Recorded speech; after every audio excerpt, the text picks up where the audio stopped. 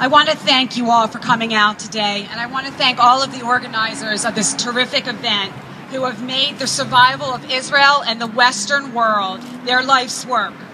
I am here today representing the Endowment for Middle East Truth, and it is an honor to do so. Our organization is dedicated to preserving and defending the national security of the United States and its ally Israel in their joint struggle against the forces of radical Islam. So when I refer to the survival of the Western world, I am speaking the truth when I say that we must remain united against a nuclear Iran. We are living through historic times and dangerous times. This is not the first time that the West has confronted dangerous forces, but it does seem to be the first time that our leaders in the Western world are simply clueless about the imminence of the danger as Islamic fundamentalism takes hold on every continent in the world. Our leaders seem hell-bent on either wishing this movement would simply disappear or failing to comprehend the extent of its infiltration into our societies, while at the same time failing to understand its ideological goals.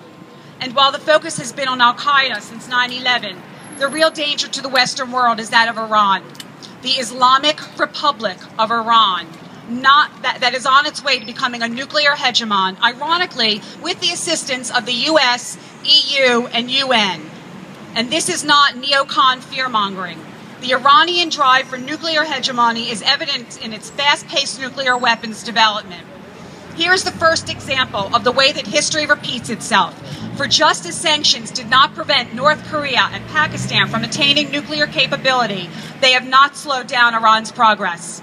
Wasting time calling for more effective sanctions only aids the Iranians by giving them the gift of more time. Iran's hegemonic intentions are also evidenced by its sponsorship of international terrorism, including the killing of Americans in Iraq and Afghanistan, and using terrorists to try and bring down pro-American regimes in places like Saudi Arabia, Bahrain, Kuwait, and Oman. Its warships are expanding their movement in regional waters and even cruising to Venezuela, and its interference and instigation in places like Yemen, Lebanon, Iraq, and Syria have succeeded in causing regional instability. But keep in mind that Iran does not just seek a regional hegemony. It seeks a global hegemony as it develops ballistic missiles that are capable of hitting the U.S. by 2015. Now is the time that we must remain united against a nuclear Iran. So why are we here today of all days, in recognition of Yom Hashoah, to rally against a nuclear Iran? The Foundation for the Defense of Democracy's Roel Marc Gerecht wrote about this in the Wall Street Journal this weekend. He began his column quoting Iran's ruling cleric, who in a recent speech once again laid to bear the Holocaust denial that permeates Iranian society. Roel reasoned, quote, "The regime's Holocaust rhetoric ought to signal to us that Iran's clerical overlord lives in an alternate reality, where good and evil are reinterpreted, if not reversed. Modern Westerners have a hard time dealing with a clash of civilizations based on faith. Mr. Khamenei and his men have no such problem," end quote. So here we are facing a clash of civilizations of the highest magnitude that goes to the very survival of the civilized world. Unfortunately, our politicians and policymakers do not realize that, or do not know how to deal with it, to ensure that good triumphs over evil. The Mideast policy emanating from Washington is based on a denial of the history of the region, indifference to the psychological, social, and religious motivations of the players in the conflict, and ignorance of the true causes of the conflict. Whether they recognize it or not, the U.S. is engaged in a war against a totalitarian Islamic regime, and it is fighting for freedom worldwide. John Bolton penned a book entitled, "Surrender is Not an Option." And yet our leaders are waving the white flag and shrinking away from a fight that is surely winnable if only they had the will to do so. What we've actually learned is that diplomacy is not an option. From Putin to Assad to the mullahs, Western leadership is no longer feared. It's laughed at. Obama's policies of retreat and appeasement of Iran are taking our country down the road to catastrophe, and ironically, may very well in fact lead to war. Similarly, his strained relationship with Israel and decision to weaken what was historically a strong U.S.-Israeli alliance, coupled with his extensive measures to prevent Israel from conducting a unilateral strike against Iran's nuclear facilities, may very well result in Israel having no other choice but to strike alone.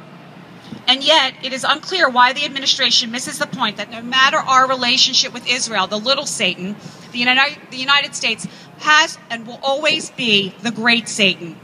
It is for this reason that maintaining America's strategic relationship with Israel is so crucial to both of our countries' national security, and why the Obama administration's failures in the region are so catastrophic. Our enemies are emboldened. Iran goes unpunished as it continues to build nuclear weapons intended to destroy Israel, while now developing international business relationships with countries worldwide. All the while, it continues to arm Syria's Assad, Lebanon's Hezbollah, and Hamas in Gaza. Imagine what it would mean if it obtained nuclear weapons.